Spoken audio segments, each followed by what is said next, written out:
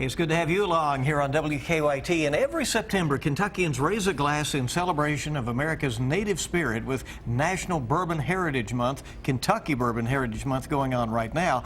And today, bourbon is surpassing everybody's expectations. It really has been a surprise to some folks to see how the business has been boosted. Jimmy Russell, Wild Turkey Master Distiller, is here, along with bartender Clay Livingston. We welcome you, gentlemen. Thank you very much for coming. Thank you for having us. Thank you. You've been in this a day or two. A day or two. September the 10th, I'll be 61 years making Wild Turkey bourbon. Wow. Did you ever think you would see a time like here we are in 2015 with this incredible industry going on that is so alive? Yes, I did, because, you know, in the 50s, 60s, and early 70s, it was strong.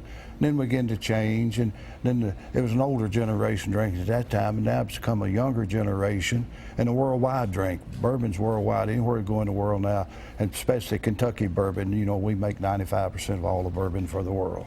Clay, do you see that the demographics have really changed even in the 15 years you've been in the industry? Oh, absolutely. Me and Mr. Russell were just talking about that. How the female demographic has definitely increased, especially drinking bourbon.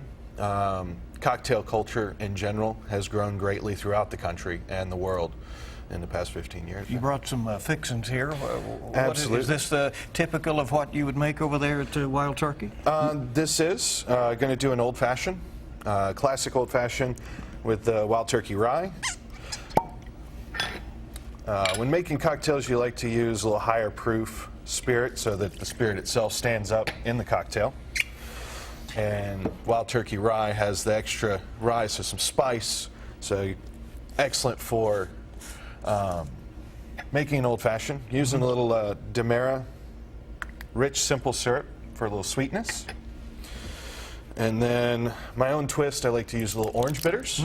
That's a secret. A few drops of that. And some black walnut bitters. And this adds a little maple flavor. There you go. Some earthy notes.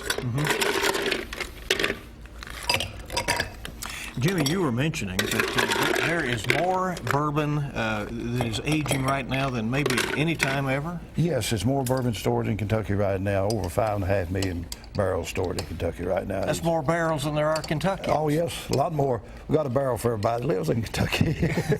Do you feel, in having the long view of this over this 60 years, do you feel that there can be that kind of confidence going forward, that it is going to continue to be a major industry? Well, I hope so. If it's not, you know, we're making right now that won't be sold for 7, 8 to 10 to 12 years from now, and we're laying away a lot of bourbon. All the bourbon distillers laying away a lot of bourbon. So if it don't keep on going, it's going to be a lot of surplus bourbon stored around in Kentucky. Well, Clay's about to finish up on this over here, and what are you doing? Some orange peels at the end? A little orange zest to give a little zest.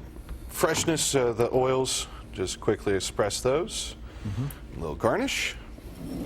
And it is There's served. a Wild Turkey Old Fashioned. All right. Well, thank you very much. And again, this month set aside to recognize the importance of bourbon and talk about its importance to our tourism industry as well. That's one of the big things now. All the bourbon distilleries has a Kentucky Bourbon Trail. Probably 700,000 people will be going through Kentucky just through the Bourbon Trail this year. And those visitor centers are there and open? They're open for everybody to come visit. All right. Thank you so much. Thank you. Appreciate you. And